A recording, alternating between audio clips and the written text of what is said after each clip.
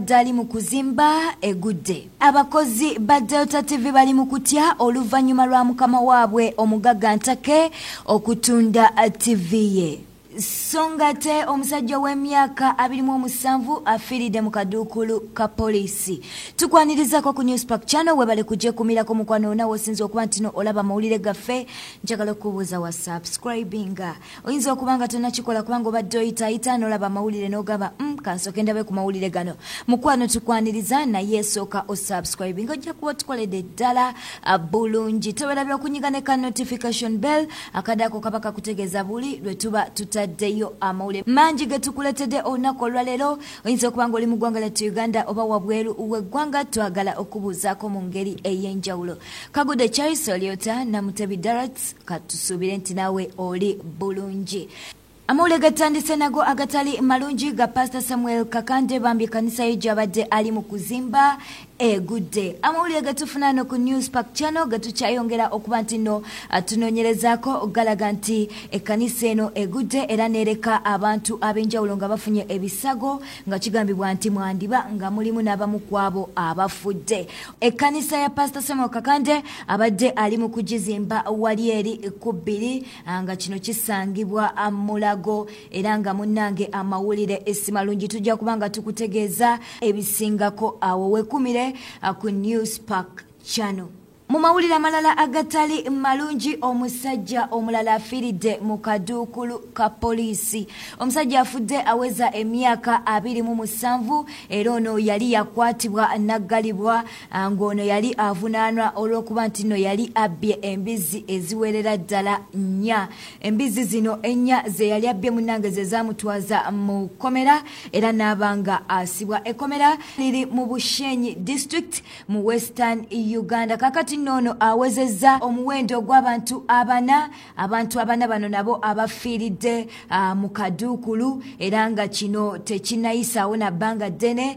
Tubala mu weeks 2 abantu abawerera ddala bana bafudde oba bafiiridde mu kaduukulu ka poliisi. Eyo nga tuvudde abakozi ba Delta TV bali mu kusattira era nga buli omu tamanyi oba akalimu akasigaza oba nedda oluvannyuma lw'okufuna amawulire nti omugagga Ntake amaze n'atunda TV eno oba omugagga Ntake atunze TV eno eya Delta. Ajjukira nti no twakuwako amawulire ne tukutegeeza nti abakozi baali bavaayo ne bategeeza nti bamaze omwaka mulamba nga tebasasulwa ssente era ndowooza y'ensonga lwaki omugagga Ntake avuddeyo n'asobola okuba nti eno ajejjako.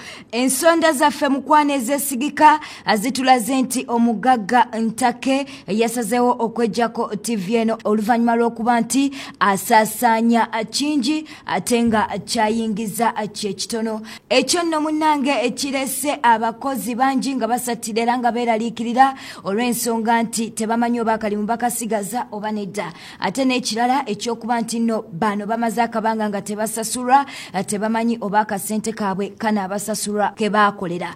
Bwe bityo munnange bwe biri katongera okuba nti no tubasabira. Eyo nga tuvuddeyo munnange omuyimbi Misa Kisemakula avuddeyo n'abuulirira Precious Remy. Amugambye nti bya bigambo bijja kwogerebwa bangi bajja kwogera buli muntu abeera ne past naye bw'oba omanyi ky'oyagala abantu bakyuka. Katusooka tufune Misa Kisemakula ng'abuulirira Precious Remy naawe obeere nga mukwano omwewulirirako. Nze bwe nzijukira mukyala wange gwe maze naye emyaka kati giri mu 18 nange banjogerera nnyo okitegedde banjogerera nnyo naye ekyayamba nenfunayo abanzikiririzaamu mu famire ya mukyala wange era tumaze ffenna ebbanga kakati Remy yamanyi kyeyalabye mu mwami we ne mwami we yamanyi kyeyalabye mu Remy. Nze musabira awangule biboogera bireme kuba bituufu okitegedde bireme kuba bituufu. Ebintu byonna byonna bye tukola mu nsi kuba kugezaako batono nnyo ababeera ku shuwa nti nno boono gwe nfunye ye mutuufu oba si ye mutuufu. Ebisinga Katonda atukwatirako buki atukwatirako bukwatizi. Tusaba nze nsaba Remy Katonda akukwatireko obe nga biboogera si bye bituufu. Kubanga buli muntu yenna aba ne history we. Fenna history waffe bw'omunyumye nnyo biseera ebisinga taba mulungi.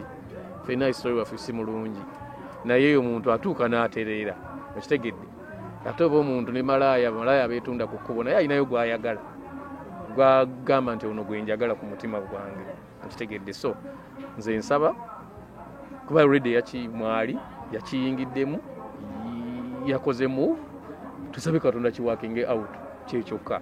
Ebirala nze sigenda kujajinga muntu yenna kuba nange siri mutuukirivu nnyo, gwe toli mutuukirivu nnyo, naawe ayogera toli mutuukirivu nnyo. Ebisigadde katubirekere Katonda. Eyo nga tuvuddeyo President w'ekibiina kya National Unity Platform Bobi Wine Robert Kyagulanyi avuddeyo ku mutimbagano oba ku Facebook account ye nabanga akulisaayo blogger Fred Kajubi Lumbuye olw'okuba nti no ono yawonye okukomera. Jjukira olunaku olw'eggulo munnamateeka Nkunyingi Muwada yavuddeyo n'agamba nti ensonga zonna zikwatagana ne Fred Kajubi bazimaliriza era ng'ono bagenda kubeera nga bamutaka. Tusoke etukuwe n'amateeka Nkunyingi Muwada abeere ng'ayongera okukkatiriza ku mbeera eno. Bwe tewetambudde olunaku olwaleero obadde mulabi mulungi tewerabira okunyiga kano. Olunaku lwa jjo ng'ennaku z'omwezi 18 omwezi ogw'ekkumi omwaka 2021 Kajubi Fred Lumbuye yateereddwa okuva mu kkomera gy'abadde yasibibwa mu ggwanga lya Turkey. Era ali wabweru wa kkomera wetwogerera olwaleero. Yali yasibibwa mu kkomera lye bayita Koshayali eriri mu ggwanga lya Turkey mu Istanbul.